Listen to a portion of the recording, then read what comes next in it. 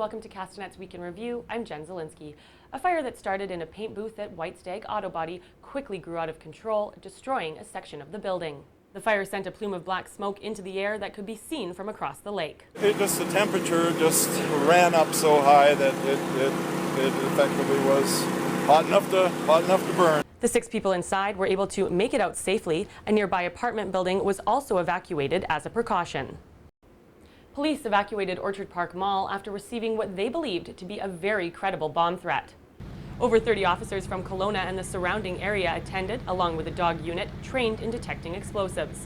No specific threat made to any particular store, and so which is obviously caused some concern here to determine where to start from, and obviously safety of the public and of the members is paramount.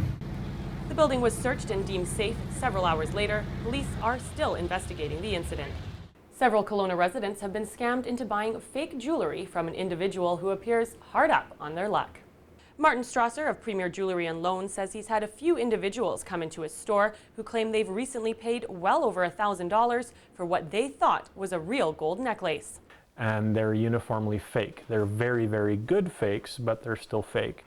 And then we began dialoguing with the people saying, where did you get these pieces? And it's, I bought it in a parking lot, or someone came to my husband at a construction site and sold it to him. Or Strasser warns the public if the deal seems too good to be true, it probably is, and to always be cautious of those trying to sell you something on the street.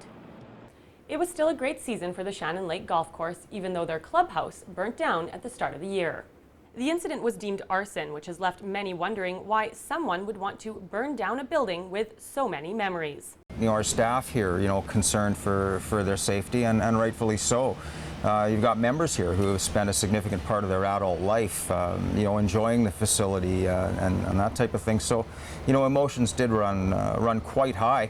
And I think in some cases, there are people who are still sort of feeling the effects. They miss the clubhouse, they miss the camaraderie and that kind of thing. Police are still investigating, however, no arrests have been made.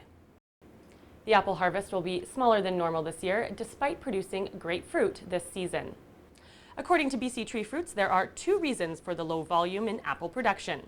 We had a couple of different weather instances, bad weather instances, where Mother Nature kind of didn't do us any favors. A couple of our growers that had shipped their fruit to the cooperative last year have elected to ship their fruit to a couple of shippers in Washington State. With orchardists selling to the U.S., it means those who remain with the co-op will have less selling power at the packing house, but growers remain optimistic.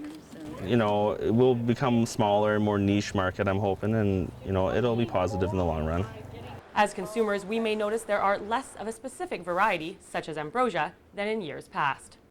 Well, that wraps up Castanet's Week in Review. I'm Jen Zielinski. Thanks for watching. Remember to send your news tips to news@castanet.net and follow us on Twitter @CastanetNews.